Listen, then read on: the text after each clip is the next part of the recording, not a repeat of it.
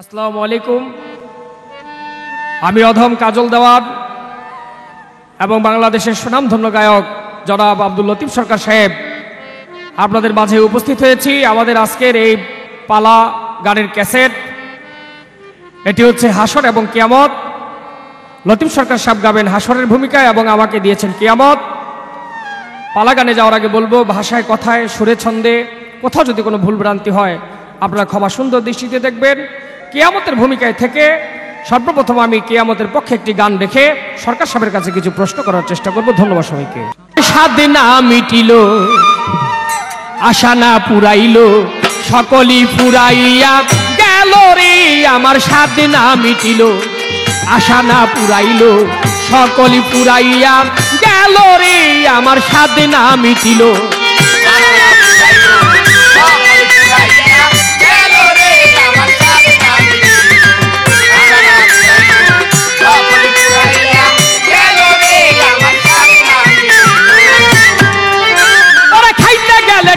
ধরে মুখে রুচি নাই আমার, ঘিতলনি দুগ্ধ চিনি কি করিবে ভাই। ওরে খাইতে গেলে ঠেকে ধরে মুখে রুচি নাই নাই নাই নাই নাই আমার, ঘিতলনি দুগ্ধ চিনি কি করিবে ভাই। ওরে তামা খাইতে কাশ উঠে আমার 12 মাস, তামা খাইতে কাশ উঠে আমার 12 মাস। এই বুঝি সর্বনাশ হইল রে আমার। সাধ না মিটিল, আশা না পুরাইল, সকলই পুরাইয়া গেল রে আমার। সাধ না মিটিল,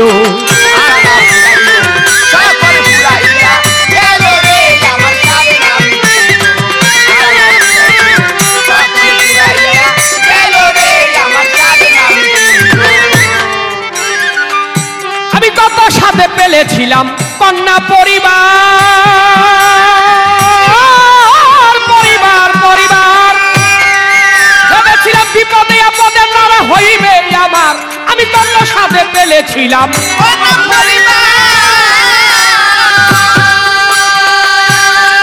ভেবেছিলাম বিপদে আপদে নারা হইবে আমার। এখন সেই অভাগী করে রাগারাগি, এখন সেই অভাগী করে রাগারাগি। আমি যেন ভূতে ধরা রুগী হই রে আমার। সাধ না মিটিল,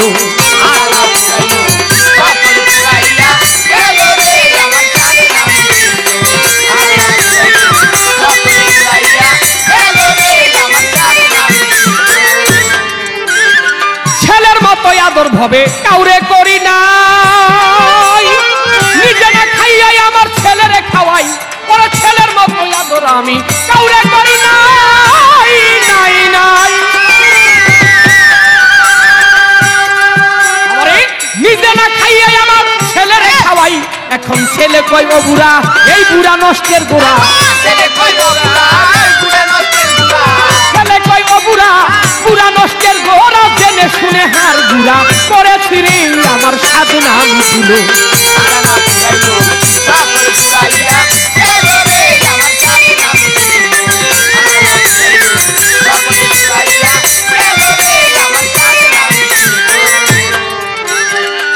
আমি ভেবেছিলাম ভাইয়ের বলে বুঝি বাহুবল, আপদে বিপদে ভাই সহায় আর সম্বল। আমি ভেবেছিলাম ভাইয়ের বলে বুঝি বাহুবল, বল ভাই আমার বল। আপদে বিপদে ভাই মোর সহায় আর সম্বল। এখন বাইয়ে কয় দাদা আমায় ভাগ করে দেওয়া দা, এখন ভাইয়ে কয় দাদা আমায় ভাগ করে দাও আদা। জেনে শুনে বড় গাধা হয়েছি রে আমার। সাধ না মিটিল,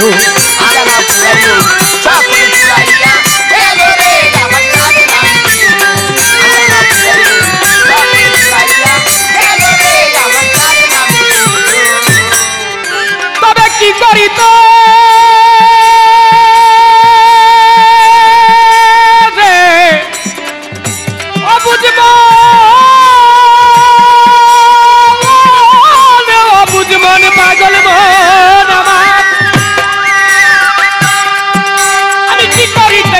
ভাবে পড়ে গেলাম কি।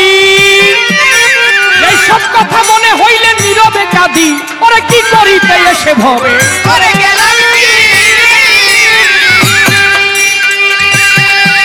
আমার এই সব কথা মনে হইলে বসে নীরবে কাঁদি। যা হবার তা হলো, মনমোহন কই বলো। যা হবার তাই হলো, মনমোহন কই বলো। মুখে দয়ালে না মরি আমার সাধ না মিছিল।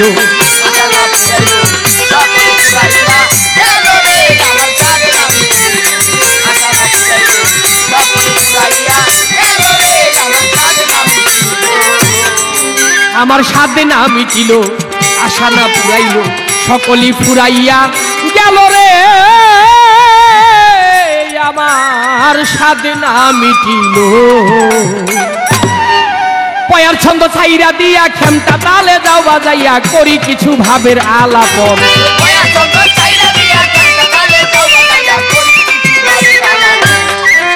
তুমি বাজাও রে ভাই ঢুলিওয়ালা, মনটারে কইরা উজালা, ঢোলের মধ্যে মাইরা ঠেলা। বাজাও তোমার মনেরই মতন। হাসর কিয়ামতের দিল পাল্লা, বসে করেন আল্লাহ আল্লাহ, ধৈর্য ধরে বসেন বন্ধুগণ।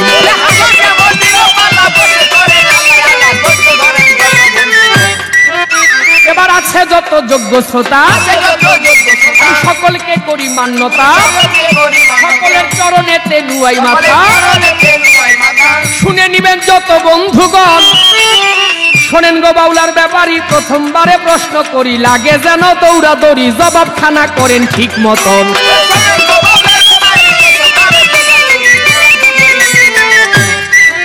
আমার প্রথমবারে জিজ্ঞাসনা, আপনি সভাতে খুলে বলেন না। শুনে নিবে যত বন্ধুগণ, কাল হাসরের মাঠে 7 প্রকারের লোক বিনা হিসাবে জান্নাত পাবে। ওরে লতিফ ভাই, এই দুনিয়ার মধ্যে কি কি কর্ম করলে 7 প্রকারের লোক বেহেশতে যাবে, জান্নাতে যাবে? আমি জবাবটাই আপনার কাছে চাই। আমার প্রশ্ন আপনার কাছে জবাব করবেন। এই দুনিয়ার মধ্যে 7 প্রকারের লোক 7 রকম কর্ম করলেন, যারা কাল হাসরের মাঠে জান্নাতবাসী হবে। 7 প্রকার লোক বিনা হিসাবে আল্লাহ পাক তাদেরকে জান্নাত দিবেন। আমি জানতে চাই আপনার কাছে, কোন কোন কর্ম করলে আল্লাহ পাক কাল হাসরের মাঠে জান্নাত পুরস্কার করবেন? ওই প্রকারের লোকগুলা কোন কোন লোক? এই একটি মাত্র প্রশ্ন রইল, আশা করি সুন্দরভাবে আপনার কাছ থেকে জবাব পাবো। তুমি বাজাও রে ভাই ঢুলিওয়ালা, আগের মতো মাইরা ঠেলা, পূর্বেরও রাগিনী দিয়া ভাই গানটা দাও না নামাইয়া। কাহারা বাবা যাও না এখন, আমার সাধে না মিটিল, আশা না পুরাইল, সকলই পুরাইয়া গেল রে। আমার সাধে না মিটিল, আশা না পুরাইল, সকলই পুরাইয়া গেল রে। আমার সাধে না মিটিল।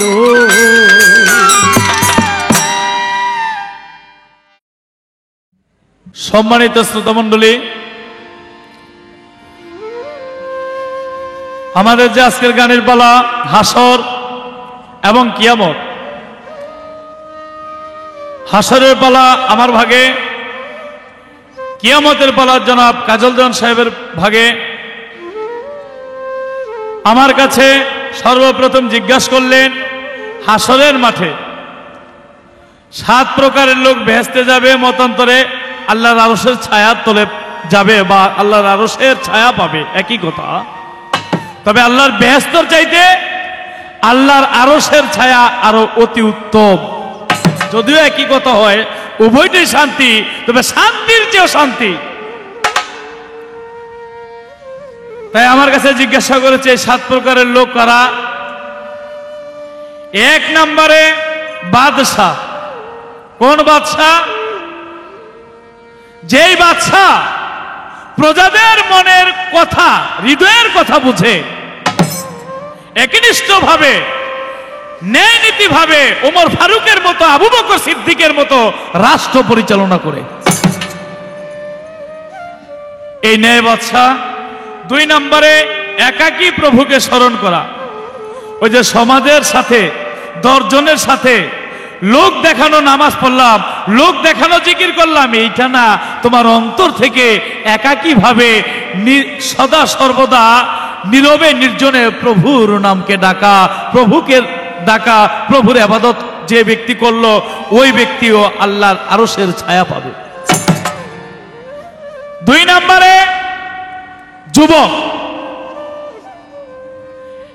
এখন দেহে যৌবন যার, যুদ্ধে যাওয়ার শ্রেষ্ঠ সময় তার। যৌবনকালে যে প্রভুকে ডেকে নিল সেই আল্লাহর আরশের ছায়া পাবে। 3 নম্বরে নামাজের সময় অতি সত্বর, যত সহজ, যত জলদি মসজিদের মধ্যে উপস্থিত হয়ে নামাজ পড়া।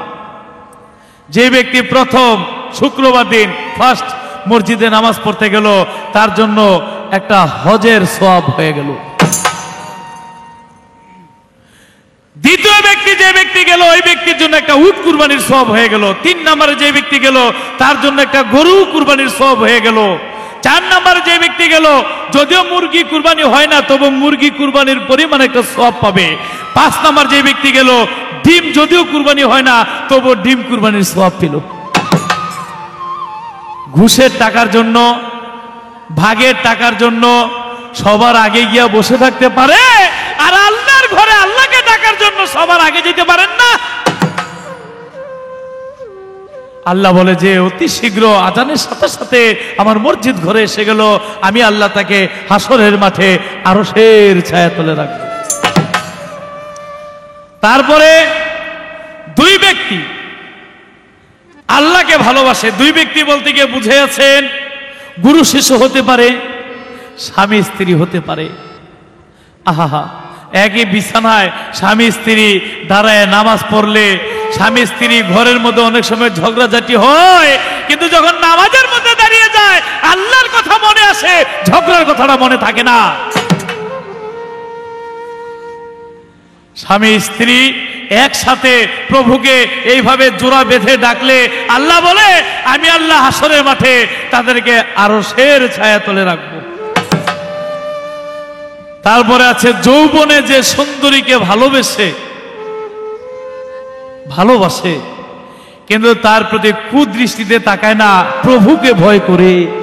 আমি সরলতার সুযোগ নিয়া আমি এই সুন্দরীকে যে কোনো একটা ক্ষতি করতে পারি, তার যে কোনো একটা সমাজের মধ্যে তাকে দোষী সাব্যস্ত করতে পারি, অথবা মনের মধ্যে দোষী হইতে পারি, আল্লাহকে তো ফাঁকি দেওয়া যাবে না।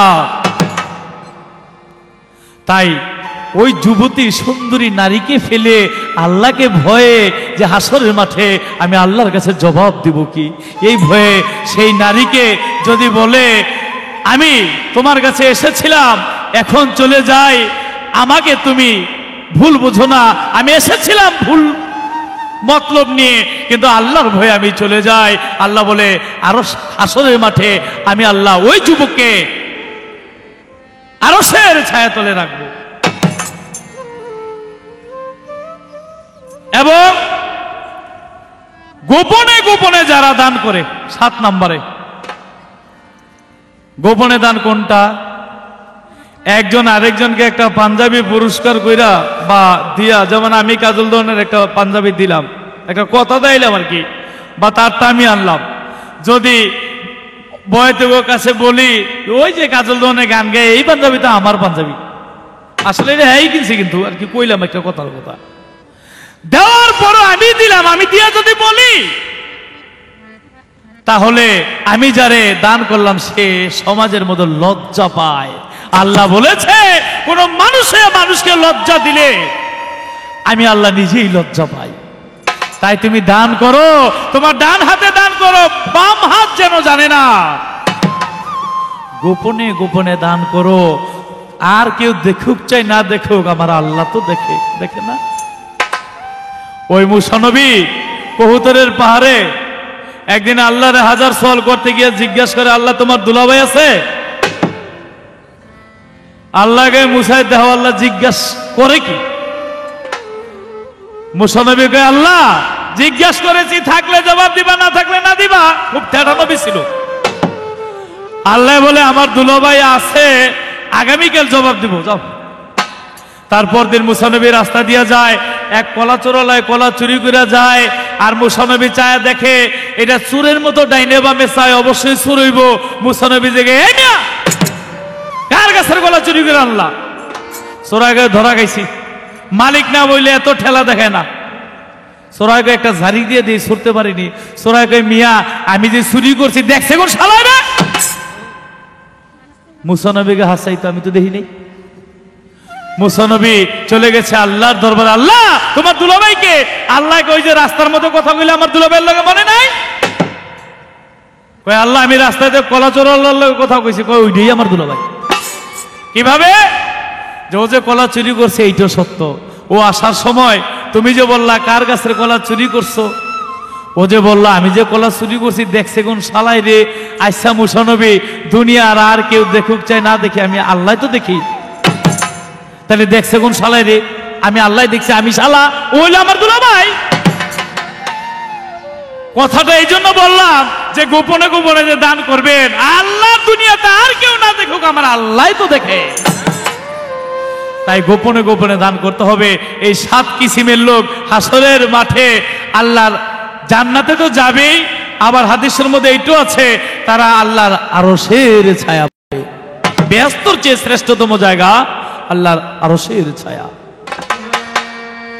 এবার আমার একটি গান, তারপরে চেষ্টা করব কিছু কথা রাখার জন্য। হাসরের কঠিন নিদানে নাই কারো উপায়, হাসরের কঠিন নিদানে নাই কোনো উপায়। ওরে দূরের ভাই ইয়া নাফসি বলিবে সবাই, ওরে দূরের ভাই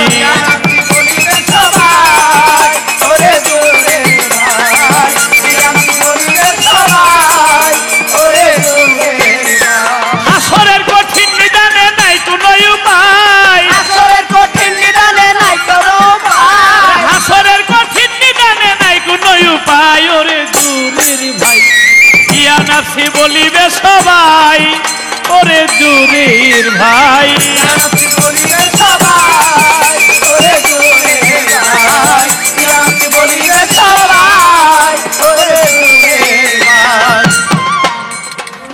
আপন ভাই ফেলিয়া সেদিন ভাইকে যাবে ছেড়ে, ভাই ভাই বলিয়া কাঁদলে চাইবে না আর ফিরে।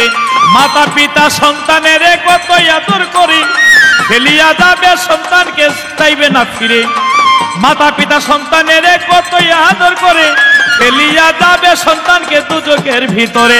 ওরে যার যার পাবে তারে খাবে নাই কোনো উপায়, যার যার পাবে তারে খাবে নাই কারো উপায়, যার যার পাবে তারে খাবে নাই কোনো রেহাই। ওরে দূরের ভাই ইয়া নাফসি বলিবে সবাই, ওরে দূরের ভাই ইয়া নাফসি বলিবে সবাই, ওরে দূরের ভাই ইয়া নাফসি বলিবে সবাই, ওরে দূরের ভাই।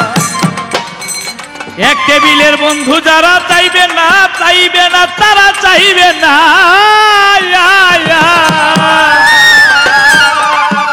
ওরে দুনিয়ার ধন সম্পদ সেদিন কাজে আসবে না। কত বন্ধুরা বন্ধুরা এক টেবিলে বিরিয়ানি খায়, পোলাও খায় নাকি? এক বন্ধু আরেক বন্ধুরে ডাক দিয়ে বলে দোস্ত আজকের বিলটা আমি দেবো। আরেক দোস্তকে সি সি সি দোস্ত আমার বাড়ি আমার এলাকার মধ্যে আইসো, তোমার পকেটে হাত দিতে পারবা না, খবরদার। কয় না এরকম, আমি বিলটা দিব। বন্ধু হইয়া বন্ধুর জন্য বিল দেয়, বন্ধু হইয়া বন্ধুর জন্য জীবন দেয়। হাসরের মাঠে এই বন্ধু ফেলে আরেক বন্ধুকে ফেলে চলে যাবে, এক বন্ধু আরেক বন্ধুকে দুজকের মধ্যে ফেলে চলে যাবে। সেদিন বলবে বন্ধুরে তুমি না দুনিয়ার মধ্যে আমাকে কত ভালোবেসেছিলা ছোট, আজকে একটা নেকের জন্য আমি বেহেশতে যেতে পারি না, একটা নেক আমাকে দাও। বলে ইয়া নাফসি যার যার চিন্তা সেই সেই করো। হাদিসের মধ্যে আছে ভাই ভাইয়ের দিকে চাবে না, মা সন্তানের দিকে চাবে না, সন্তান বাবার দিকে চাবে না। সেদিন ইয়া নাফসি যার যার ইয়া নাফসি, একমাত্র রাসূল বলবে হাবলি উম্মতি। এক টেবিলের বন্ধু যারা ফিরে চাইবে না, দুনিয়ার ধন সম্পদ সেদিন কাজে আসবে না। চারদিকে হাহাকারে দেখবি অন্ধকার, ছেলে মেয়ে পর হইবে নাই কেহ তোমার। ওরে তোমার দোষে তুমি দোষী কাঁদিয়া ফল নাই, তোমার দোষে কাঁদিয়া ফল নাই। তোমার দোষে তুমি দোষী কাঁদিয়া ফল নাই। ওরে দূরের ভাই ইয়া নফসি বলিবে সবাই, ওরে দূরের ভাই ইয়া নবী বলিবে সবাই, ওরে দূরের ভাই। ইয়া নবী বলিবে সবাই, ওরে দূরের ভাই। টাকা পয়সা ধন সম্পত্তি ভাইয়ের বাহুবল, কন্যা পুত্র স্ত্রী বাপমার ভরসা বিফল। টাকা পয়সা ধন সম্পত্তির ভাইয়ের বাহুবল, কন্যা পুত্র স্ত্রী বাপমার ভরসা বিফল। একমাত্রই উপায় সেদিন নবীর নাম সম্বল, ইহাবলি উম্মতি বলে ফেলবে চোখের জল। ওরে লতিফ সরকার নবীর নামে করবে ক্ষমা চাই, অধম কই লতিফে নবীর নামে করবে ক্ষমা চাই। ওরে দূরের ভাই ইয়া নফসি বলিবে সবাই, ওরে দূরের ভাই। ইয়া নবী বলিবে সবাই, ওরে দূরের ভাই। যাই হোক, আমার জিজ্ঞাসা থাকবে দেওয়ান সাহেবের কাছে, এই যে কিয়ামত আল্লাহ মানুষ বানিয়েছে, জিন ইনসান যা কিছু, গাছ বৃক্ষ তরু লতা চন্দ্র সূর্য পাহাড় পর্বত নদী নালা চন্দ্র সূর্য যাহা কিছু সৃজন করেছে সমস্ত কিছু ধ্বংস করে দিবেন। এই জান কবজ করার ডিউটি দিয়েছে আজরাইলকে।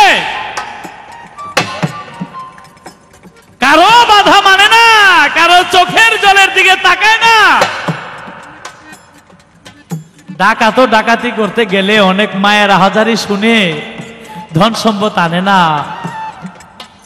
অনেক মুরব্বীর আহাজারি শুনে বাবার কথা মনে করে একটু ক্ষমা করে, কিন্তু আজরাইল এমন ডাকাত সে কাউকে ক্ষমা করে না। আমি জানতে চাই আজরাইল যে এত নিঠুর, এত কঠোর, এত ডাকাতির মতো জান কবজ করে, তারপর আজরাইল জান কবজ করতে গিয়ে দুই জায়গায় কেঁদে ফেলেছিল।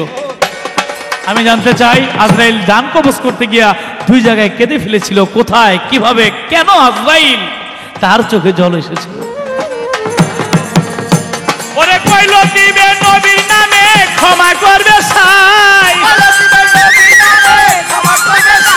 ওরে এই তো আমার রইল ধরা জবাব আমি সাই, নইলে সারা সারি নাই। ওরে চুরের ভাই বলিবে সবাই, ওরে দূরের ভাই। ইয়া নবী বলিবে সবাই, ওরে একটা কথা মনে পড়ে গেছে, এবার আমি জিজ্ঞেস করি লাগে যেন দৌড়াদৌড়ি। আগে মেয়ে আপনি দৌড়াইলাম, তারপরে আমি দৌড়বো, কারণ আপনার ভাগে কিয়ামত, আমার ভাগে হাসর নাকি? কিয়ামত হওয়ার পরে হাসর, আগে আপনি দৌড়ান, তারপরে আবার দৌড়াইতে কর। ওই এক জমিদার, কথার মধ্যে কথা এসে গেল, এক জমিদার তার বাগানের মধ্যে ফল ফ্রুট চুরি হয়ে যায়, আর জমিদার বলল আমার বাগানের কেউ যদি কিছু চুরি করে, এই ছোট যে যাহা চুরি করবে উহাই মার্গ দিয়া ভরিয়ে দেওয়া হবে। যে যাহা চুরি করবে আমার বাগানের উহাই মার্গ দিয়া ভরিয়ে দেওয়া হবে। তো এক ব্যক্তি সুপারি চুরি করছে, সুপারি না চুরি করছে, ধরা খাইছে। ধরা খাইছে পরে কয় জমিদার সাহেব ও সুপারি চুরি করছে, কয় মার্গ দিয়ে দিয়ে দাও। মার্গ দিয়ে দিতে উঠতে উপতইয়া ও খালি হাসতাছে। জমিদার গে এই বেড়া এই সুপারি দিব তোর মার্গ দিয়ে হাসস কে? কয় আমি হাসি এর লেগে আমি সুপারি চুরি করে ধরা গেছি, এটা আমার মার্গ দিয়ে দিলে কষ্ট হইলো যাইব। আরেকজনের ডাব চুরি করে ধরা গেছে, ওর অবস্থা কি? কারণ আরেকজনের ডাব নিয়ে ধরা গেছে। দেওয়া সাহেব আমার তো হাসর কিয়ামতের পরে, এটা আমি সুপারি মনে করি, কারণ অনেক পরে। আমার তেমন একটা ভয় নাই ইনশাল্লাহ। কিয়ামত তো কখন কারে পাওয়া যায়, আপনি তো কিয়ামত গাইতেছেন, আপনি তো ডাবল, আপনার অবস্থা কি? কইল দিবে নবীর নামে ক্ষমা করবে সাই, কইল দিবে নবীর নামে ক্ষমা করবে সাই। ওরে দূরের ভাই ইয়া নফসি বলিবে সবাই, ওরে দূরের ভাই। ভাই, ইয়া নাফসি বলি রে সবাই, ওরে জুরির ভাই।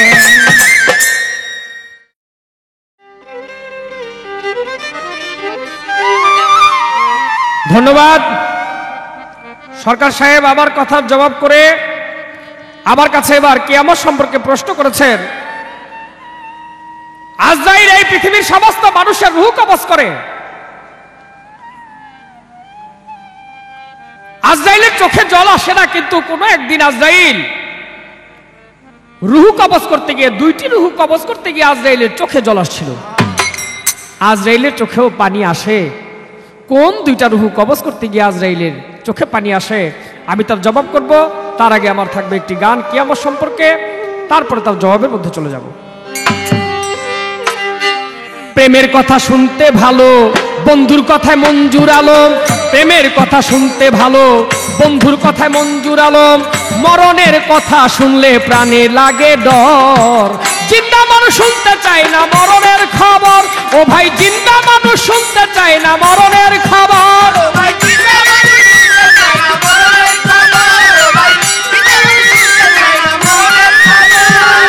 সুন্দর ঘর, সুন্দর বাড়ি, টাকা পয়সা জমিদারি, সকলই থাকবে পরি 2 দিন আগে পর। প্রাণ পাখি গেলে চলে, কেউ বা ভাসবে চোখের জলে। ও ভাই, প্রাণ পাখি গেলে চলে, কেউ বা ভাসবে চোখের জলে। কেউ বা বলবে তাড়াতাড়ি মরা বাহির কর। ওরে কেউ বা বলবে তাড়াতাড়ি মরা বাহির কর। জিন্দা মানুষ শুনতে চায় না মরণের খবর। ও ভাই, জিন্দা মানুষ শুনতে চায় না মরণের খবর।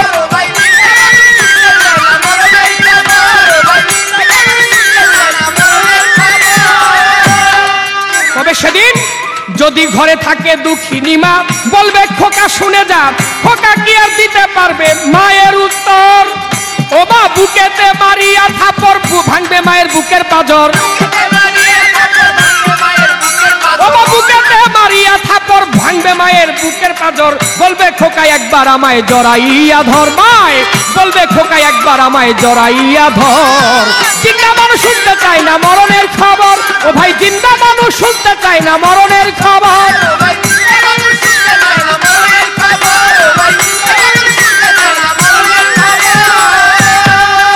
সেদিন 4 জনায় খাটে তুলে দিবে মশারির তলে। শেষ গোসল করাইবে করাইয়া আদর। 4 জনায় খাটে তুলে দিবে মশারির তলে। শেষ গোসল করাইবে করিয়া আদর। বড়ই পাতা গরম জলে দিবে তোমায় শেষ গোসলে। বড়ই পাতা গরম জলে দিবে তোমায় শেষ গোসলে। অঙ্গেতে জড়াইয়া দিবে মার্কিন কাপড়। তোমার অঙ্গেতে জড়াইয়া দিবে সাদা কাপড়। জিন্দা মানুষ শুনতে চায় না মরণের খবর। ও ভাই, জিন্দা মানুষ শুনতে চায় না মরণের খবর।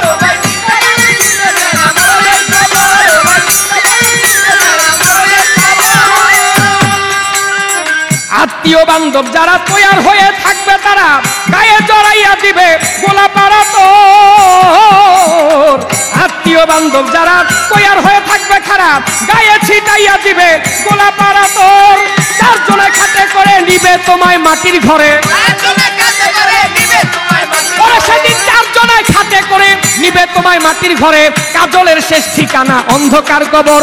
দেওয়ান কাজলের শেষ ঠিকানায় অন্ধকার কবর। জিন্দা মানুষ শুনতে চায় না মরণের খবর। ও ভাই, জিন্দা মানুষ শুনতে চায় না মরণের খবর।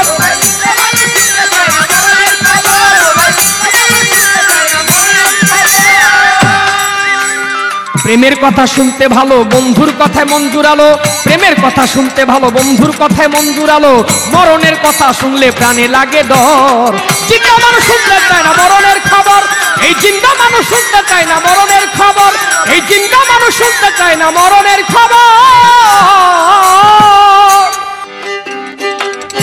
যেইভাবে প্রশ্ন গো করে কথা ভুলি নাই আমি। ও ভাই, সকালবেলা বাদশা হলে, সকালবেলা বাদশা হলে ভাই রে, সকালবেলা বাদশা হলে ফকির সন্ধ্যাবেলা। এই তো নদীর খেলা, এই তো নদীর খেলা রে ভাই, এই তো নদীর খেলা। এই তো নদীর খেলা রে ভাই, এই তো নদীর খেলা।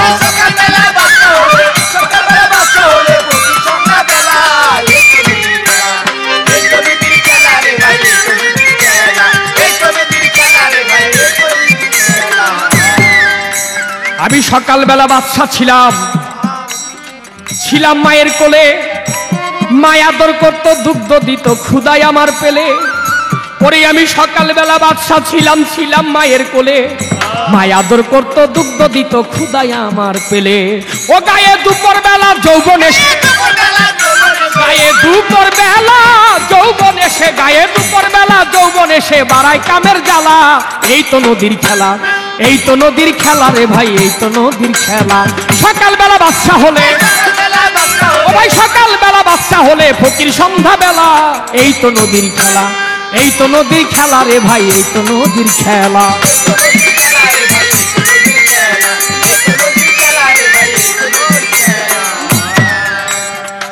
আমার যা প্রশ্ন ছিল সরকার সাহেব গেলেন সুন্দর জবাব দিয়া। আমার কাছে প্রশ্ন করে আসরে দাঁড়াইয়া, আজরাইল এই দুনিয়ার সমস্ত মানুষের রূহ কবজ করে, তবু ওই আজরাইলের মনের মধ্যে ডর জাগে না, জাগে নাই অন্তরে। আজরাইল দুইটা রূহ কবজ করতে গিয়ে একদিন কেঁদেছিল। জানা থাকলে কাজল দেওয়ান ভাবের কথা বলো, কোন দিন কাঁদ্র আজরাইল চোখের জল ফেলিয়া? এই কথা সরকার গেল জিজ্ঞাসা করিয়া। মস্ত বড় এক বাদশা ছিল, নাম তার সাদ্দাত। ওরে বন্ধুগণ, আমি সেই কথা কিছুখানি করবো আলাপন। বাদশা ছিল সাদ্দাত। এই সাদ্দাত যখন মায়ের গর্ভে ছিল, সাদ্দাতের মা একদিন সাদ্দাতকে গর্ভের ভিতর নিয়া নদী দিয়ে নৌকার মধ্যে পার হইতে, ওই নদীতে চলিল। পার হইবে নদী, সাদ্দাত গর্ভে ছিল ভাই। মা জননী নৌকার মধ্যে যখন চড়ল সবারে জানাই, হঠাৎ করে নৌকাটা ঝড় বৃষ্টি আসিয়া, ওই নৌকা গেল রে ভাই, গেল রে ডুবিয়া। নৌকাটা ঝড় বৃষ্টিতে ঝড়ের মধ্যে যখন ডুবে গেল, সমস্ত মানুষগুলা সেদিন মরেছিল। নৌকার মধ্যে ছিল যারা মাঝি মাল্লা সহ, সকলেই মরে গেল। বলবো কথা দহ, সকলেই মরে গেল সবারে দেই কইয়া। সাদ্দাতের মা একটা পাটাতন ধরে নৌকার ভাসতে ছিল, আপনারা শোনেন না বসিয়া। সাদ্দাতের মা একটা পাটাতন ধরে ভাসতে ছিল ওই নদীর ওপরে। এই সময় সাদ্দাত আসবে বুঝি এই দুনিয়ার ভিতরে, সাদ্দাত বুঝি এই দুনিয়ায় আসবে। ওই সময় সাদ্দাত জন্ম নিবে, মায়ের বেদনায় উঠে গেল। মায়ের 10 মাস 10 দিন সেদিন বুঝি পূর্ণ হইয়াছিল। সাদ্দাত জন্ম নিবে, মা জননী কি করবে, কিনারা খুঁজে না পায়। তাই তো সাদ্দাতকে মা জননী, সাদ্দাতের মা মাতৃদ্বার হইতে এক হাত দিয়ে বাহির করলো। আমি বলিব সবাই, সাদ্দাতের মা সাদ্দাতকে এক হাত দিয়ে বাহির করলেন মাতৃদ্বার হইতে। বাহির করে সাদ্দাতকে রাখলেন পাটাতনের উপরে। পাটাতনের উপরে সাদ্দাতকে রাখলেন। যখন ডাকলেন, আল্লাহ পাক আজরাইলকে ডাক দিয়ে বলতেছে, আজরাইল তুমি এই মুহূর্তে চলে যাও, সাদ্দাতের মায়ের রূহটা তুমি কবজ করে আমার কাছে নিয়ে আসো। আজরাইল চলে গেলেন সাদ্দাতের মায়ের ধারে। আজরাইল গিয়ে দেখায় একটা শিশু ভাসতেছে একটা কাঠের উপরে। এই শিশু জন্ম নিল, মায়ের দুগ্ধ খাইতে পারলো না। আজরাইল মনে মনে তখন করে কান্দনা, এই নদীর মধ্যে কিভাবে এই শিশুটা বাঁচবে? হে আল্লাহ, কার কাছে এই শিশুকে রাখবা তুমি নিয়া? আল্লাহ বলে, আমার খেলায় আমি বুঝি অন্যে, বুঝে না রে মিয়া। সাদ্দাত ভাসতে ছিল মা জননী, রুহুটাই আজরাইল যখন কবজ করে আনিল, আজরাইল আল্লাহর কাছে বলিতেছিল, মাওলা আমার চোখে ওই দিন একটু জল আসিল, মাওলা গো বলিব তোমায়, আমি ওই দিন একটু কেঁদেছিলাম, বললাম কথা হায়। এই তো একদিন কাঁদলো আজরাইল, আমি জবাব দিলাম তারে। এইখানে অনেক হিস্টোরি সাদ্দাতের, আমি বেশি বলবো না রে। আস্তে আস্তে সাদ্দাত গেল বাদশা হইয়া। সাদ্দাত বাদশাই পাইল, শোনেন না বসিয়া। সাদ্দাত এত ধন সম্পদের মালিক হইয়াছিল, নিজে বেহেশত তৈয়ার করে। ওই বেহেশতে যাবে সাদ্দাত ঘোড়ার উপর চড়ে। ঘোড়া হইতে নেমে যখন সাদ্দাত বেহেশতের ভিতরে একটা পাও রাখিয়াছিল, আল্লাহ পাক আজরাইলকে ডাক দিয়া তখন বলিতে লাগিল, হে আজরাইল, তুমি যাও সাদ্দাতের রূহটা কবজ করে নিয়ে আসো। সাদ্দাত বেহেশত তৈরি করলেন, কিন্তু বেহেশতে যাইতে পারলেন না। তখন আজরাইল বলে যে আমার মনটা সেদিনও একটু কেঁদেছিল, কারণ সাদ্দাত এত কষ্ট করে বেহেশত তৈরি করলেন, নিজের গড়া বেহেশতের মধ্যে সাদ্দাত যাইতে পারলেন না। তার সাধনার, তার আশা পূর্ণ হইল না। আজরাইল বলেন, আমি সেদিন আজরাইল মনে মনে একটু কান্দনা করেছিলাম। সরকার সাহেব আমার একটা লজ্জা দিয়া গেছে, ভুলি নাই কথাই আমার মনে আছে। ডাব আর সুবারি, ওরে আমার ভাই, আমারে কয় কাজল দেওয়ান দৌড়া দৌড়ি করুম দুইজন, তোমারে জানাই আমারটা তো সুবারি মার্গে যাবে, কাজল দেওয়ানের ডাব তো যাবে না। এই কথা সরকার সাহেব করলো বর্ণনা। বলে, কাজল দেওয়ান সাহেব, জমিদার আদেশ করছে যে মার্গে ওই সুবারি আর ডাব দিবে। কাজল দেওয়ান সাহেব, আমি তো দৌড়াইতে পারো, সরকার সাহেব আমার হইলো কিয়ামত, কিয়ামতের দৌড়টা হইলো অল্প সময়ের জন্য, কিন্তু হাসরের মাঠের দৌড় অনেক বড়। রাত্রে বেলা গান হইতেছে, ডাব তো কাইটা খাওয়া যায়।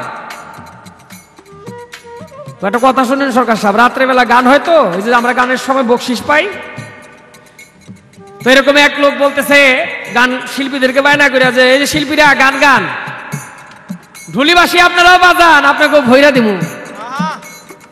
ঢুলিবাসী বাজায় ভাইরে বাজায় মজা করিয়া, যখন গান শেষ হইয়া গেছে শোনেন না বসিয়া। গান শেষ, এবার ঢুলিবাসী গিয়া কইতাছে, কইয়া মনে কইছিলেন ভৈরা দিবেন, ভৈরা দেন। বাসিওয়ালারে কইতাছে, বাসিওয়ালা তোর বাসিটা দে, ওটা মার্গে ভরে দিব, মার্গে মার্গে। তো বাসিওয়ালা মনে মনে চিন্তা করে আমারটা তো যাইব। ঢুলিয়ালার অবস্থা হইব কি? ঢুলিয়ালা তো ডরে ভরে কাঁপতেছে। সরকার সাহেব, আমারটা বাসির মতন, অল্প সময় খুদিলেই বাজবার, আপনার ডোলের মতন যাইব না, এটা দিতে গেলে ভাইরাস দিতে যাইব গা। এই পর্যন্তই বললাম কথা, ইহার বেশি না। ছোট্ট করে প্রশ্ন একটা করবো এখন, হাসরের পালা নিয়ে জিজ্ঞেস করে যাই, আরে জবাব দিবে আমার লতিফ ভাই। হাসরের পালা নিয়ে জিজ্ঞেস করি তারে, আশা করি জবাব দিবে দাঁড়াইয়াই আমারে। আপনি জবাব করবেন। কাল হাসরের মাঠে আল্লাহ পাক প্রত্যেকটি মানুষের বিচার করবে। যার আমল নামা দেখবে ডাইন হাতে, ওই লোক জান্নাতবাসী। আল্লাহ পাক আমল নামা দেখেই তাকে জান্নাত দান করবেন না, আল্লাহ পাক কি করবেন? ওই ব্যক্তিকে নিয়ে উঠাবে কোথায়? মিজানের পাল্লার মধ্যে। আল্লাহ পাক মিজানের পাল্লার মধ্যে উঠে এই ক্ষান্ত থাকবে না, নিয়ে যাবে ফুলসিরাতের পুলের উপর। আমার প্রশ্ন আপনার কাছে, আল্লাহ পাক আমল নামা দেখলে জান্নাত দিতে পারে, তাহলে কেন আল্লাহ পাক নিয়ে যাবে মিজানের পাল্লায়? মিজানের পাল্লায় যদি নিল, ফুলসিরাতে পুলের উপর আল্লাহ পাক কেন নিবে মানুষকে? আশা করি সুন্দরভাবে এই কথাটির জবাব আপনি আমাদের মাঝে তুলে ধরবেন। আমার এই পর্যন্ত রইল কথা, আপনি খুলে বলবেন মূল বারতা বাজাইয়া বেহেলা। এই তো বিধির খেলা, এই তো নদীর খেলা রে ভাই, এই তো নদীর খেলা, এই তো নদীর খেলা রে ভাই, এই তো নদীর খেলা। আমার যা জিজ্ঞাসা ছিল তার জবাব করলেন। আমি হেরে ডাব দিছিলাম, আমার ঢোল দিয়ে দিছে। আসলে ডোল তো আমারা দেয় নাই, ডুলিরই দিছে ডোলটা। বুঝছি কি বেয়াদবি জানি বই দিলে করছো, কারণ একটা সম্ভব আছে যে কোনো জিনিসের। আসলে ঢোলের যে পর্দা, এটা আমারে দিলে এই পর্দা ফাঁক করে ভিতরে গিয়ে বয়ে থাকো। অতএব কারণে আমার কোনো কষ্ট হয় না এতে। তুমি যতই আমারে ইজ্জত মারতে চাইছো, আমার ইজ্জত নষ্ট হয় নাই। যাই হোক, বাড়তি কথা আর গেলাম না। এবার আমার কাছে জিজ্ঞাসা করলেন, মিজান কি জিনিস? বাহ, হাসরের মাঠে যদি মিজানের পাল্লায় ওজন হয়, ফুলসিরাতের পুলের দরকার কি নাকি? এরপরে আবার আমল নামা থাকবে, ডাইন হাতে আমল নামা থাকলে ভেস্তি, বাম হাতে আমল নামা থাকলে দোজখী। আমল নামা মানে জীবনে কে কি করলেন, ভালো মন্দ, দুইটা বই। একটা হলো নেকের বই, একটা হলো পাপের বই। একটা মানুষ মনে মনে যদি আজকে নিয়ত করে ছোট 2 রাকাত নামাজ পড়ব, নামাজ কিন্তু পড়ে নাই। ডাইন কান্দের ফেরেশতা নাম তার কেরামান, সাথে সাথে তার আমল নামার মধ্যে 10টা নেক লিখে ফেলে। কিন্তু যদি কোনো মানুষ ওই নামাজ না পড়ে সে চুরি করতে যায়, বাম কান্দের ফেরেশতা সাথে সাথে খাতা কলম নিয়ে রেডি হয়ে যায়, পাপ লিখবে। ডান কান্দের ফেরেশতা ধমক দিয়ে রাখো, পাপ লিখো না। ও যদিও ডাব চুরি করতে যায়, চুরি তো করে নাই, তুমি আগে লেখো কেন? লিখে না। যখন ওই চোর গাছের গোড়ায় চলে গেছে, বাম কান্দের ফেরেশতা লিখতে চায়, বলে দেখেন গাছের গোড়ায় এসে গেছে। ডান কান্দের ফেরেশতা কেরামান বলে কাতেবিন রে, ও গাছের গোড়ায় এসে ফিরেও তো যাইতে পারে, তুমি লেখো কে? ওই চোর বাইতে বাইতে যখন গাছের আগায় উঠে গেছে, বাম কান্দের ফেরেশতা কই লিখে ফেলাই, ডান কান্দের ফেরেশতা কই রাখ, আগে ওর গোড়ায় নাইমো তো যাইতে পারে, মাতবুরি করে লেখো কে? লেখে না, ডাব ছিঁড়েই ফেলাইছে। বাম কান্দের ফেরেশতা কই লিখি কই রাখ, যার গাছের ডাবটা তার ফিরত তো দিতে পারে। লিখে না, পাপ লিখে না। ডাবের পানি ছিদ্র করে গ্লাসে নিয়ে নিছে, পানি খাবে। ওই সময় বাম কান্দের ফেরেশতা কয় আর টিক্কা থাকা যায় না, লিখে ফেলাই। ডান কান্দের ফেরেশতা কয় খবরদার, যার গাছের পানি তার ফিরত তো দিতে পারে, মাতবুরি করে লেখোকে। লিখে না। সোরাই যখন ডগডগে খাইয়েই ফেলাইলো, ডান কান্দের ফেরেশতা লজ্জায় মাথা নিচু করে রাখে আর বলে মাওলা, তোমার বান্দা 10টা পাপ করে ফেললো, আমি তার কিছুই করতে পারলাম না। আল্লাহ কেরামানকে সান্ত্বনা দিয়া বলে, কেরামান তুমি দুঃখ করিও না, ওর মরণের আগ পর্যন্ত আমি সময় দিলাম। মরণের আগে একটি বার যদি সে তওবা পাঠ করে আস্তাগফিরুল্লাহ রাব্বি মিন কুল্লি যামবি ওয়া আতুবু ইলাইহি লা হাওলা ওয়ালা কুওয়াতা ইল্লা বিল্লাহিল আযীম, যদি একটি বার খাসনিয়তে তওবা করে আমি আল্লাহর কাছে, আমি আল্লাহর কুদরতি হাতে ওর জীবনের সমস্ত গুনাহগুলি মাফ করে দিব। বলে সুবহানাল্লাহ। মানুষকে আল্লাহ এত সুযোগ দিয়েছে, এত সুযোগ পাওয়ার পরও আমরা অনেক সময় সেই সুযোগ মতো কাজ করি না।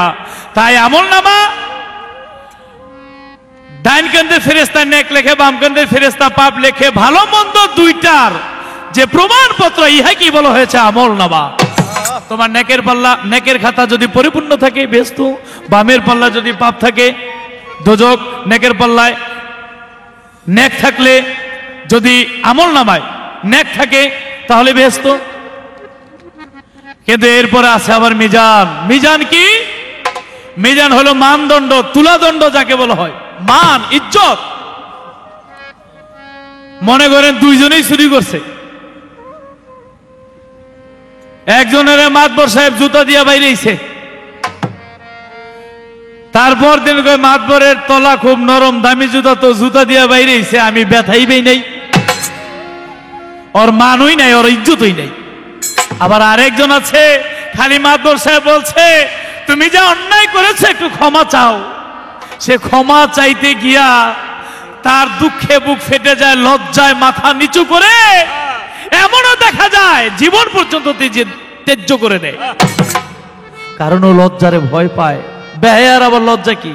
তাই যে মান ইজ্জতের যে বিষয়টা, যে ক্ষমা চাইতে গিয়ে লজ্জা পাইল, সে তার যে মান, এই মানের প্রতি সে এমন ভাবে মানটাকে সে পৃথিবীর মধ্যে মানুষের কাছে তুলে ধরেছিল, আজকে একটু না একটু কারণে সে একটু দোষী হয়ে গেছে, তার মানের হানি হয়েছে। আল্লাহ বলে যে আমাকে ভয় করলো, মানকে ভয় করলো, আমি আল্লাহ তাকে মানের পাল্লায় ওজন দিয়ে দিব, নেকের ওজন করে দিব। এটাকে বলা হয় মিজানের পাল্লা, মানদণ্ড। পুলসেরাতের পুল কেন? এই মিজানের পাল্লায় ওজন করার পরেই দিবে বিচারের সব শেষে পুলসেরাতের পুল। এটা মনে করেন পুলসেরাতের পুল, নিচে 7টি দোজক, দোজকে সাইর, দোজকে লাজা, দোজকে হতমা, দোজকে হাবিয়া, এভাবে 7টি দোজক। এই পুলসেরাতের পুলের উপর দিয়ে হেঁটে যাবে নেকি যারা, তারা হাসতে হাসতে নাচতে নাচতে চলে যাবে, আর পাপী যারা, তাদের জন্য চুলের চেয়ে চিকন, হীরার চেয়ে ধার। যদি কেউ কোনোদিন নামাজ পড়লো না, সে প্রথম দুজকের মধ্যে পড়ে যাবে। যে রোজা করলো না, হজ করলো না, জাকাত করলো না, 2য় নম্বর দুজকে পড়ে যাবে। যে মা বাবার খেদমত করলো না, সে 3 নম্বর দুজকে পড়ে যাবে। এভাবে পাপীরা ওই পুলসেরাতের পুল হইতে পুলের নিচে আগুন দুজক, ওই দুজকের মধ্যে কেটে যাবে। 7টা দোজকের পরেই হলো 8টি বেহেশত। যদি এই 7টি দোজকের মধ্যে কেউ না পড়লো তাহলে সে বেহেশতের মধ্যে পদার্পণ করলো, বেহেশতের মধ্যে তার পাও ফেললো। যে যেই নেক করেছে এই নেকের অনুযায়ী আল্লাহর 8টি বেহেশত, এই 8টি বেহেশত যে যেই পরিমাণ নেক করেছে ওই পরিমাণ জান্নাতের মধ্যে তাকে রাখবে। জান্নাতের মধ্যে 1 নম্বর বেহেশত থেকে 2 নম্বর বেহেশত সুন্দর, 2 নম্বর বেহেশত থেকে 3 নম্বর বেহেশত সুন্দর, এভাবে 8 নম্বর বেহেশত যাকে বলা হয় জান্নাতুল আদন সর্বশ্রেষ্ঠ, 7 নম্বর বেহেশত জান্নাতুল ফেরদৌস। এই জান্নাতুল ফেরদৌসের চাইতে শ্রেষ্ঠ জান্নাতুল আদন। তাই এভাবে নেক অনুযায়ী সে জান্নাতের মধ্যে যাবে। এই তার প্রশ্ন ছিল, আমি তার জবাব করলাম। এবার ছোট্ট করে একটি গান গেয়ে কিছু কথা রাখার জন্য চেষ্টা করব। ধন্যবাদ। তুমি আল্লাহর আদালতে, হাসরের হাইকোর্টেতে, আল্লাহর আদালতে হিসাব নিয়ে একদিন বিচার করবে রাব্বিল আলামিন। ও ভাই মুমিন, বিচার করবে রাব্বিল আলামিন।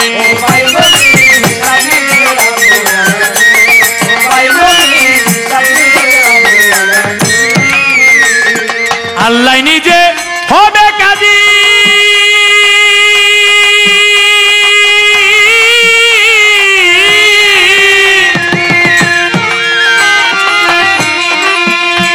ওরে ওহদুন কাহার আল্লাহ জি, আল্লাহ নিজে হবে কাজী।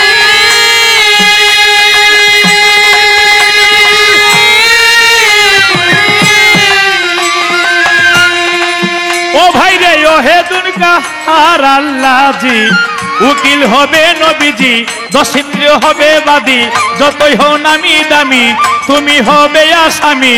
মিজানের পাল্লা দিয়া ওজন লইবে করিয়া, মিজানের পাল্লা দিয়া ওজন লইবে করিয়া, বেদিন কি তুমি মুমিন, বিচার করবে রাব্বিল আলামিন। ও ভাই মুমিন, বিচার করবে রাব্বিল আলামিন।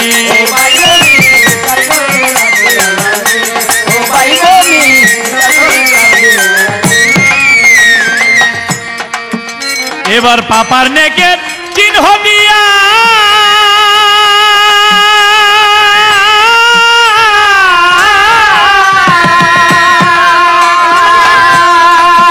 তোমায় পুলসেরা দিবে উঠাইয়া, পাপার নেকের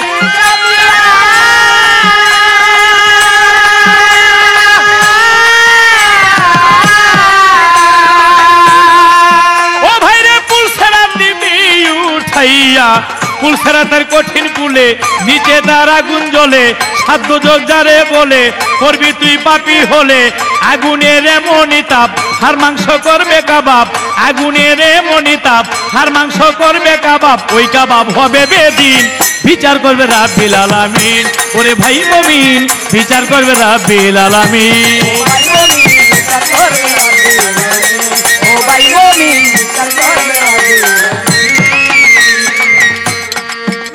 এবার নেকি বান্দা হবে যারা,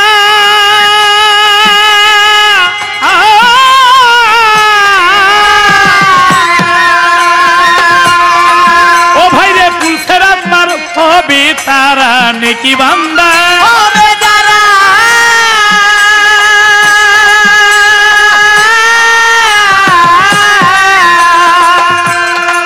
ও ভাই রে পুলসেরাত মার হবে তারা, ওই পুলের শেষ সীমানা আল্লাহর বেহেশত খানা, ওই পুলের শেষ সীমানা আল্লাহর বেহেশত খানা।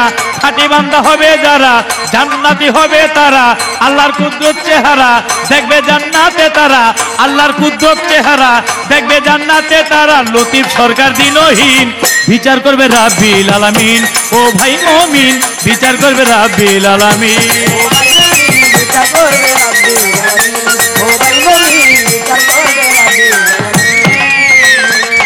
এই তো আমার মহাজনী হইয়া গেল শেষ। ওরে দেওয়ান সাহেবের কাছে জিজ্ঞাসা করিব বিশেষ রে, আমার জিজ্ঞাসা দেওয়ান সাহেব আপনি জবাব দিবেন। কিয়ামতের সময় চিশতিয়া, কাদরিয়া, নকশবন্দিয়া, মুজাদ্দিদিয়া যত তরিকা আছে, এই তরিকা ব্যতীত আরেকটা তরিকা আসবে এবং ওই তরিকার একজন পীর হবে। আমি জানতে চাই ওই তরিকা কি, ওই তরিকার পীরকে আকাশ থেকে দৈববাণী দিয়া বলবে, হে মানুষ, এই কিয়ামতের কঠিন সময়ে তোমরা তার কাছে মুরিদ হও। আমি জানতে চাই সেই ব্যক্তিকে, তার নাম কি, আকাশ থেকে দৈববাণী কেন আসবে? এই একটা জিজ্ঞাসা। ও ভাই মুমিন, বিচার করবে রাব্বিল আলামিন। ও ভাই মুমিন, বিচার করবে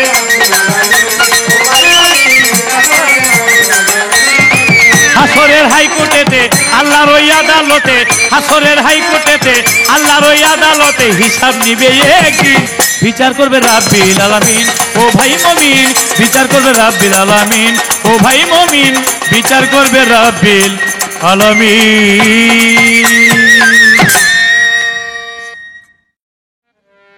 ধন্যবাদ সরকার সাহেব, আমার যা প্রশ্ন ছিল তা সুন্দরভাবে জবাব করলেন।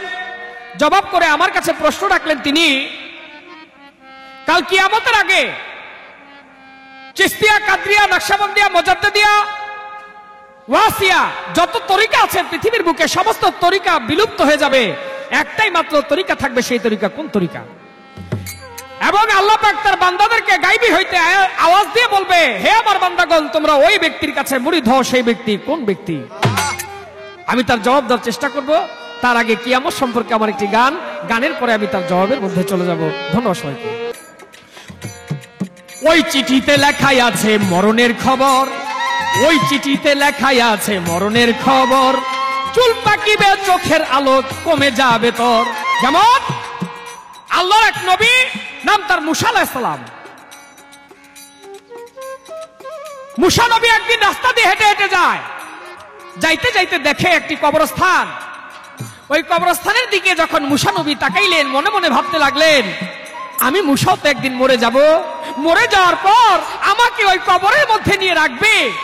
তো আমি তো এখন জিন্দা, জীবিত আছি, আমি জিন্দা থাকতে একটু কবরে গিয়ে দেখি কবরে গেলে কেমন লাগে। মুসা আলাইহিস সালাম তিনি চলে গেলেন কবরের মধ্যে। যখন কবরে গিয়েছে, মনে মনে ভাবে, আমি তো কবরে শুব, আমাকে শোয়াইয়া দিবে, আমি একটু কবরের মধ্যে শুয়ে দেখি কেমন লাগে। মুসা নবী কবরের মধ্যে শুয়েছে। আল্লাহ পাক আজরাইলকে ডাক দিয়ে বলতেছে, আজরাইল, তুমি এই মুহূর্তে চলে যাও আমার বন্ধু মুসা নবীর কাছে, গিয়ে তার রূহখানা কবজ করে নিয়ে আসো। কথা শুনে আজরাইল ফেরেশতা মুসা নবীর কাছে চলে গেলেন, গিয়ে বলে, আসসালামু আলাইকুম। মুসা নবী বলে, ওয়ালাইকুম আসসালাম। আজরাইল, তুমি এই অসময় কেন আসছো? আজরাইল বলে, অসময় আসি নাই, আপনাকে নেওয়ার জন্য আসছি।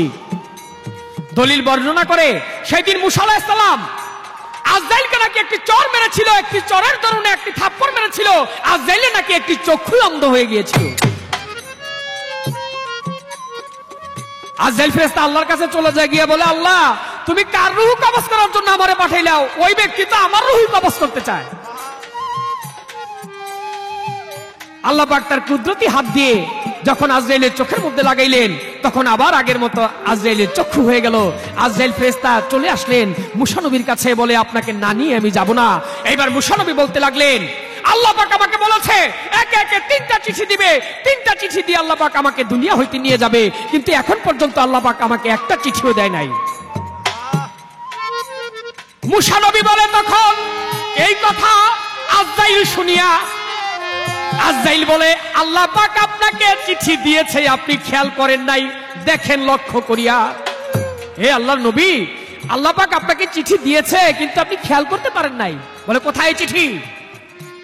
বলে, খেয়াল করেন, আপনার মাথার চুল ছিল আগে কালো, এই কালো চুল হয়ে গেছে সাদা। আপনাকে এখন চিঠি দিয়েছে যে চুল কিন্তু সাদা হয়ে গেছে, তোমার আর বেশি সময় নাই, তুমি মুসা, আমি তোমাকে চিঠি দিলাম, আমার কাছে তোমার আসতে হবে। একটি চিঠি? বলে, আরেকটি? বলে, আগে চোখের আলো ছিল, অনেক দূরে তাকাইলে দেখতে পারতেন, কিন্তু এখন কাছে আসলো চেনা মানুষ অচেনা মনে হয়, চোখে আগের মতো দেখেন না। মালিক এইখানেও একটি চিঠি দিয়েছে। বলে, আরেকটা? বলে, আরেকটা হইল, দাঁতের গোড়া ছিল আগে বড় শক্ত, এখন নরবর হয়ে গেছে, মালিক আপনাকে এইখানে আরেকটা চিঠি দিয়েছে। মুসা আলাইহিস সালাম 2 চোখের পানি ছেড়ে দিয়ে বলে, ওরে আজরাইল ভাই, আল্লাহ তো, আমার বন্ধু তো আমাকে চিঠি দিয়েছে সত্য, কিন্তু আমি যে আমার মালিকের চিঠির ভাষা বুঝতে পারি নাই, তাই প্রত্যেকটি মানুষের জন্য আল্লাহ পাক চিঠি দেয়। কোন চিঠি? ওই চিঠিতে লেখাই আছে মরণের খবর, চুল পাকিবে, চোখের আলো কমে যাবে তোর। ওরে দাঁতের গোড়া নড়ে যাবে একদিন, আল্লাহ কইল রে। ও ভাই দাঁতের গোড়া নড়ে যাবে, আল্লাহ আমার কইল রে।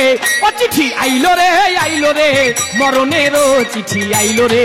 ও চিঠি আইলো রে, আইলো রে, মরণেরও চিঠি আইলো রে।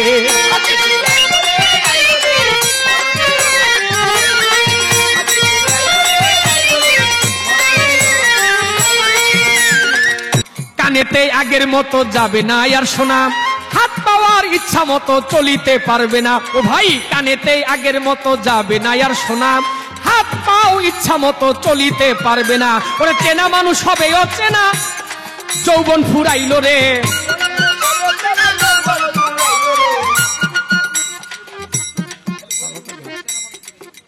চেনা মানুষ থেকে নিয়ে না। ওরে চেনা মানুষ হবে অচেনা, যৌবন ফুরাইলো রে। চেনা মানুষ হইল অচেনা, যৌবন ফুরাইলো রে। ও চিঠি আইলো রে, আইলো রে, মরণেরও চিঠি আইলো রে। ও চিঠি আইলো রে, আইলো রে, মরণেরও চিঠি আইলো রে।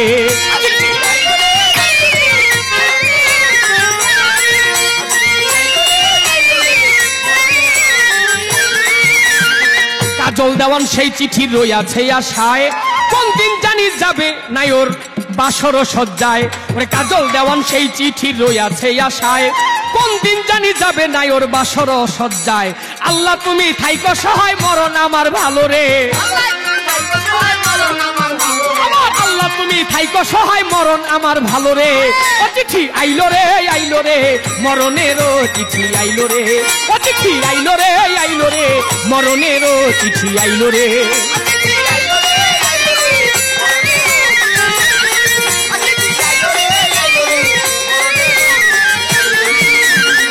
আমার কাছে প্রশ্ন করে লতিফ সরকার ভাই, আমি জবাব দিব, বাকি রাখবো নাই। যেইভাবে আমার কাছে প্রশ্ন করে গেছে, কোন তরিকা থাকবে না কিয়ামতের আগে। কাজল দেওয়ান বলো আমার কাছে, কাল কিয়ামতের আগে কোন তরিকা থাকবে না, একটি তরিকা থাকবে। সেই তরিকা কোন তরিকা? আমার দিনের নবী একদিন তার উম্মতদেরকে বুঝাইতেছিল, বুঝায় মুসলমানরা যুদ্ধ করতে করতে হেরে যাবে, কিন্তু একদিন জিতবে, এই কথা নবী বলিল। কাল কিয়ামতের কিছুকাল আগে মুসলমানরা প্রথমবার যুদ্ধে হেরে যাবে, দ্বিতীয়বার যুদ্ধে মুসলমানরা হেরে যাবে, তৃতীয়বার যখন যুদ্ধ হবে সারা বিশ্বের যত বেদিন, ইহুদি, নাসারা, খ্রিস্টান আছে সমস্ত মানুষ হয়ে যাবে এক, আর মুসলমানরা হয়ে যাবে এক। তখন আল্লাহর তরফ থেকে একজন পয়গম্বর আসবেন, একজন নবী আসবেন, যার নাম ঈসা আলাইহিস সালাম। ঈসা নবীকে আল্লাহ পাক এমন একটি অস্ত্র দিবে, এই দুনিয়ার যত গোলা বারুদ, রাসায়নিক অস্ত্র, ক্ষেপণাস্ত্র, কামান, বন্দুক, কোন অস্ত্রই সেই অস্ত্রের কাছে টিকবে না। ঈসা নবীর কাছে সেই অস্ত্রটি কোন অস্ত্র? ওই অস্ত্রটি হলো ঈসা আলাইহিস সালাম। তার চোখ দিয়ে যত দূর পর্যন্ত তাকাবে তত দূর পর্যন্ত পুরে পুরে ছাই হয়ে যাবে। বলেন সুবহানাল্লাহ। আল্লাহর কুদরতে ঈসা নবী সেই অস্ত্র নিয়ে আসবে, শ্যাম দেশে মসজিদে বায়জায়, সেখানে এসে তিনি নামবেন দুই ফেরেশতার কাঁধের উপর ভর করে। আর তখন ইমাম মেহেদী বলে এক ব্যক্তি আসবেন। আমার নবী যখন ইমাম মেহেদীর কথা বলতেছিলেন, তখন সাহাবারা প্রশ্ন করলেন, হে নবী, ইমাম মেহেদীর বাবার নাম থাকবে কি, তার মায়ের নাম থাকবে কি, ইমাম মেহেদী আসলে কে? তখন নবী বলতে লাগলেন, ইমাম মেহেদীর বাবার নাম থাকবে আব্দুল্লাহ, তার মায়ের নাম থাকবে আমিনা। মুহাম্মদ শব্দের ধাতু হইতে মাহদী শব্দের উৎপত্তি। একজন সাহাবা বলে উঠলেন, হে রাসূল, তাহলে কি আপনি সেই লোক? আমার নবী বললেন, খবরদার, ইমাম মেহেদী সম্পর্কে তোমরা ইহার বেশি কেউ আর জানিতে চাহিও না। তো আমার কাছে প্রশ্ন করেছে, তখন একটি তরিকা থাকবে, সেই তরিকা কার তরিকা? সেই তরিকা হলো মাহদী তরিকা, মুহাম্মদী তরিকা, ইমাম মেহেদীর তরিকা। ইমাম মেহেদীকে সহযোগিতা করবেন ঈসা আলাইহিস সালাম। কিয়ামতের কিছুকাল আগে মুসলমানরা এই যুদ্ধে জয়ী হবেন আল্লাহ পাকের ইশারায়।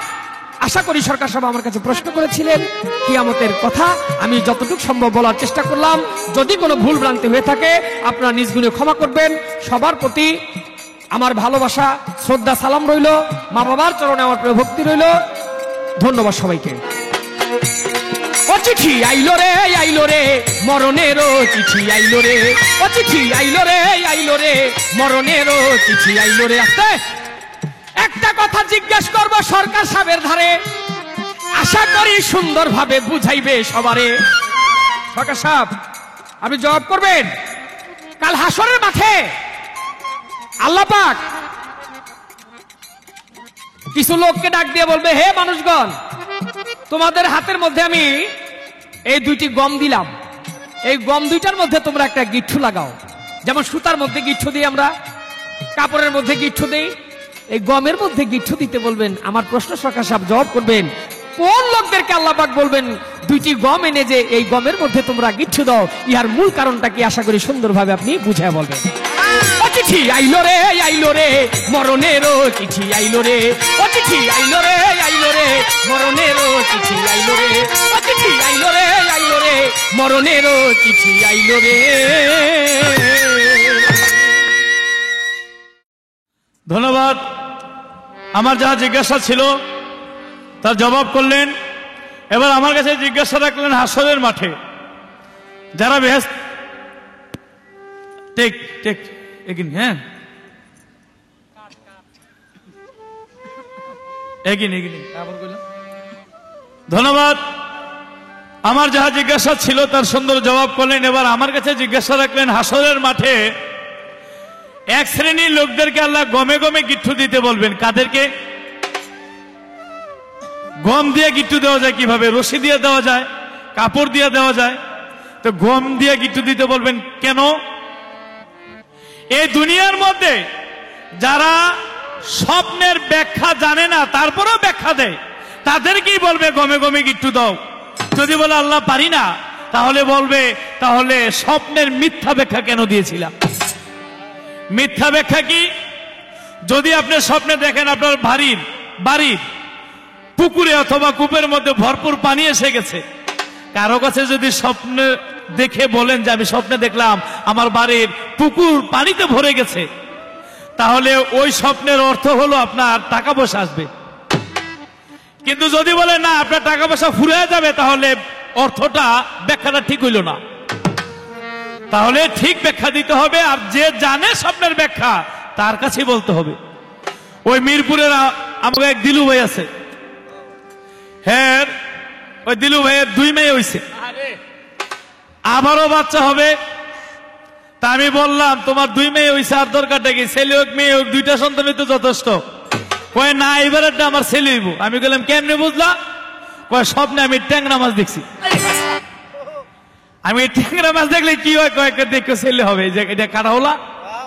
আমি তাহলে মেয়ে হইবার সময় কি দেখছো? কয় এসব খালি বোয়াল মাছ দেখছি।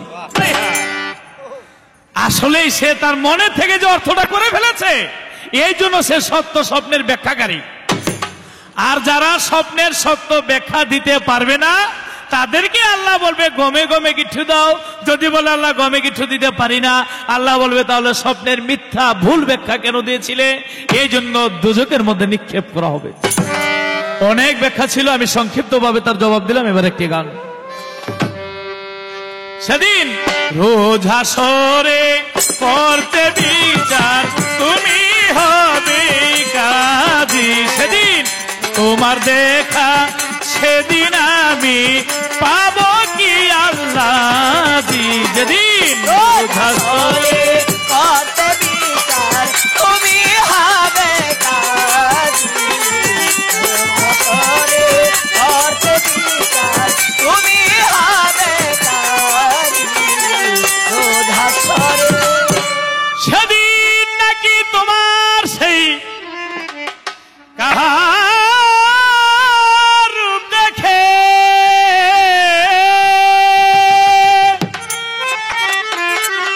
পীর পয়গাম্বর উঠবে সবাই নফসি নফসি ডেকে। সেই সুদিনের আশায় আমি নাচি এখন থেকে। আমি তোমায় দেখে হাজারো বার দুজকে যেতে রাজি। আমি তোমায় দেখে হাজারো বার দুজকে যেতে রাজি। আমি তোমায় দেখে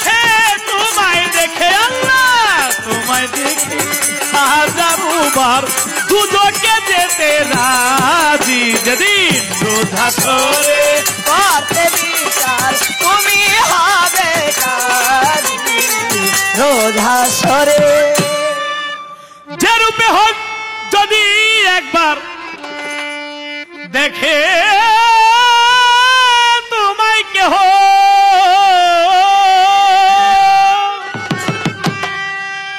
ওই দুজক কি আর সইতে পারে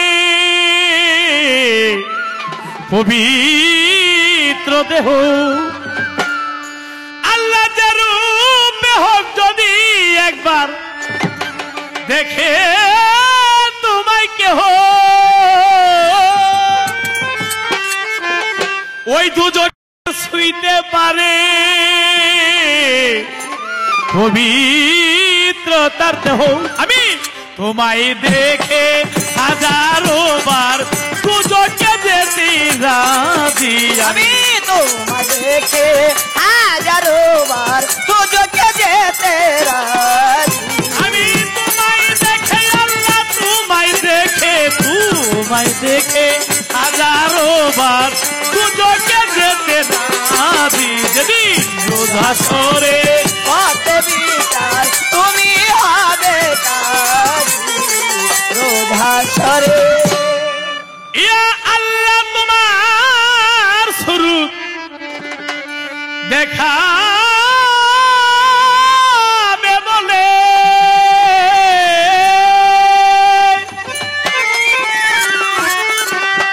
রোজ হাসরে দেখা দিবে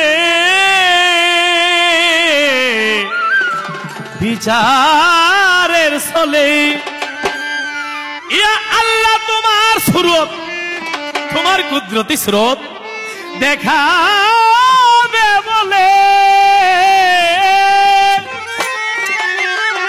ওই রোজ হাসরে দেখা দিবে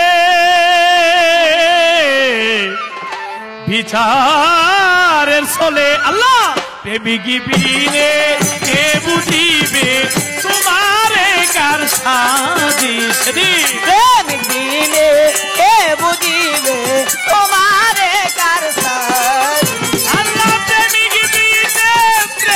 বিনে আল্লাহ প্রেমিক বিনে কে বুঝিবে তোমারে কার সাজি যেদিন হাসরে করতে বিচার তুমি হবে কাজী সেদিন তোমারে দেখা সেদিন আমি পাবো কি আল্লাহ যেদিন রোজ হাসরে রাসূল বল রে হেলা হেলাই দিন যায় রাসূল বল রে হেলা হেলাই দিন যায় রাসূল বল রে হেলা হেলায় দিন এই সভাতেই আমরা দুজন গাইলাম বাউল গান ওরে ফজরেতে পড়বে বুঝি মিনার আয়াজান ওরে বিনারায় আজা সভা করে আছেন যত বিদায় নিয়ে যায় ওরে বিদায় লিয়া যায় দোয়া করবে সবাই মিলে ফরিয়াদ জানাই রাসূল বল রে হেলা হেলায় দিন যায় বল রে হেলা হেলায় দিন ভাই আমার হইতে পারে ভুল ভ্রান্তি চাহি যে মার্জনা আমি চাহি যে মার্জনা ভাই হইতে পারে ভুল ভ্রান্তি চাহি যে মার্জনা আমি চাহি যে মার্জনা আরে গান শুনলেন এই আসরে আপনারা দর্জনা আরে আপনারা দর্জনা আরে যেই ভাবে মন প্রাণ দিয়া শুনলেন আজকে গান আরে শোনে না শেখা সবার কাছেতেই আমার সালাম জানাইলাম আরে সালাম জানাইলাম আমরা এই পর্যন্ত ইতি দিব আমাদের বাউল গান রাসূল বল রে হেলা হেলায় দিন যায় রাসূল বল রে হেলা হেলায় দিন ওরে সিডির গান গাইতে আইছে আসরের ভিতরে আরে আসরের ভিতরে সাহস আল্লাহ ভালো দিছে দেখলাম চিন্তা করে আরে দেখলাম চিন্তা করে ওরে এই জীবনে কত গায়ক আমি কিন্তু চিনি আরে আমি কিন্তু চিনি ওরে কাজল দেওয়ার মনে করি মেঘনা নদীর পানির গুরু বল রে হেলা হেলায় দিন যায় রাসূল বল রে হেলা হেলায় দিন ভালো পানির অপর নাম কিন্তু জীবন গেল হইয়া হায় জীবন গেল হইয়া আরে পানি না খাইলে মানুষ বাঁচে না রে মিয়া আরে বাঁচে না রে মিয়া আরে আমি সারা বাঁচবা না তুমি তোমারে দেই কইয়া রাসূল বল রে হেলা হেলায় দিন যায় রাসূল বল রে হেলা হেলায় দিন ওরে আমার আমার দরকার তার আছে, তার দরকার আমার। কাজল দে আমার ওরে দুইজনে মিল্লা মিশে গাইলাম গান আবার। আরে গাইলাম গান আমার ওরে লতিফ সরকার কাজল দেওয়ার